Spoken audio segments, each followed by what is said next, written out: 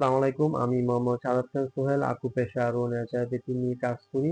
আজকের বিষয় হচ্ছে ভেষজ কিভাবে আপনার ধনেপাতা খেয়ে আপনার ডায়াবেটিসটা নিয়ন্ত্রণ করবেন। হ্যাঁ, ধনেপাতা এই 10-12টা ধনেপাতা আপনি একটা বাটিতে শিল বাটায় বেটে ভর্তা করে অথবা এটা রস করে খাবেন, তাহলে আপনার ডায়াবেটিসটা নিয়ন্ত্রণ করবে। আপনি প্রত্যেকদিন এই 7-8টা ধনেপাতা নিবেন, নিয়ে এটাকে পাটায় বেটে রস করবেন অথবা ব্লেন্ডার করে এটাকে জুস করবেন। ব্লেন্ডার করলে এখানে 10টা ধনেপাতা দিবেন, 1 মগ পানি দিবেন, ব্লেন্ডার অন করলে এতে জুস হয়ে যাবে।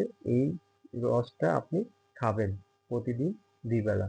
ধন্যবাদ, ভালো থাকবেন। যাদের কাছে আমার এই ভিডিওটি ভালো লাগছে তারা আমাকে লাইক দিবেন, এবং যাদের বুঝতে অসুবিধা হচ্ছে তারা আমাকে কমেন্ট করবেন, এবং যাদের ডায়াবেটিস জনিত সমস্যা আছে তাদের কাছে আমার এই ভিডিওটি পৌঁছে দিবেন। ধন্যবাদ, ভালো থাকবেন।